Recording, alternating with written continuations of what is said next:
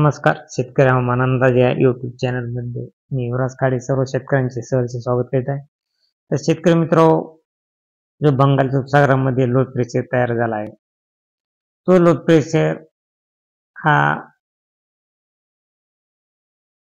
विशाखापट्टणम तसेच चेन्नई या ठिकाणी येण्याचा अंदाज आहे.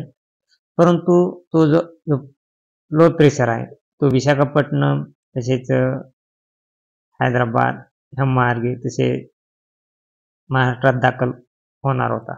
परंतु जो बंगालच्या उपसागरामध्ये चक्रीवादळ लो प्रेशर तयार झाला आहे, तो विशाखापट्टणम इकडे हैदराबाद या मार्गे न जाता तो परत हा बंगालच्या उपसागरातच येऊन तो केरळ या ठिकाणी येऊन तो अरबी समुद्रात विलीन होत आहे. त्यामुळं महाराष्ट्रात पावसाचे प्रमाण हे थोडे कमी होण्याचा अंदाज आहे. पाऊस हा नॉर्मल राहण्याचा अंदाज आहे. थोडाफार शिरकाव, फक्त काही 1-2 जिल्ह्यातच पाऊस हा जास्त राहण्याचा अंदाज आहे. बाकी इतर जिल्ह्यामध्ये पाऊस हा कमी राहण्याचा अंदाज आहे. आणि शक्यतो महाराष्ट्रात पावसाचे प्रमाण एकदम खूप अल्पसे राहणार आहे. तरी आपण पाहणार आहोत कोणत्या जिल्ह्यात पाऊस पडणार आहे, कोणत्या जिल्ह्यात नाही. मित्र, सध्या 27 तारखेपासून तसेच 28 तारखेपासून पहाटचे तापमान हे 14 अंश ते 13 अंश सेल्सिअस, काही जिल्ह्यात 15 अंश सेल्सिअस राहणार आहे. थंडीमध्ये 27, 28, 29, 30 या तारखेला खूप थंडी जाणवणार आहे. एकदम कडाक्याची थंडी अशी जाणवणार आहे, कारण सकाळची तापमान एकदम खूप कमी आहे. ती काही ठिकाणी 29 तारखेला बीडला 13 अंश सेल्सिअस, अकोला 13 अंश सेल्सिअस, सातारा 13 अंश सेल्सिअस, सांगली 15 अंश सेल्सिअस, पुणे, अहमदनगर, नाशिक, मालेगाव, संभाजीनगर 15 अंश सेल्सिअस. जवळजवळ पूर्ण बऱ्याच जिल्ह्यात 15 अंश ते 13 अंश सेल्सिअस तापमान राहणार आहे. त्यामुळं 28, 29, 30 या तारखेला एकदम थंडीची खूप अशी लाट येणार. तरी आपण आपली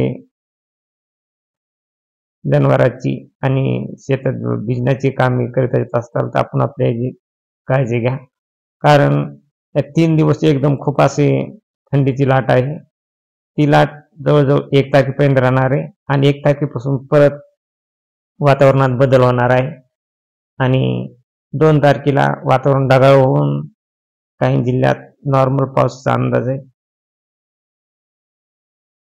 बंगालच्या उपसागरामध्ये 2 तारखेला लो प्रेशर तयार झाला आहे.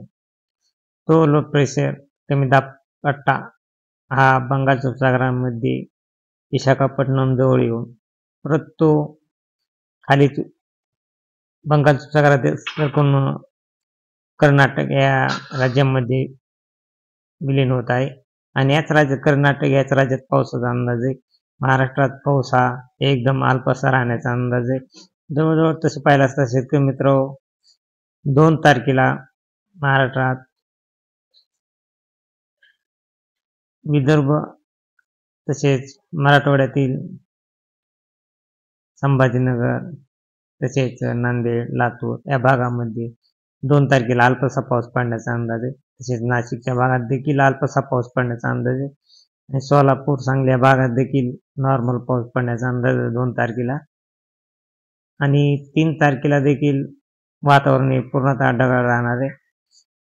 नाशिक, संभाजीनगर, जळगाव, अकोला, नागपूर, नांदेड, सोलापूर या भागामध्ये नॉर्मल पावसाचा शिडकाव येण्याचा अंदाज आहे, परंतु पाऊस हा जास्त येण्याचा अंदाज नाही. फक्त सांगली आणि कोल्हापूर या ठिकाणी पाऊस होण्याचा अंदाज आहे 3 तारखेला.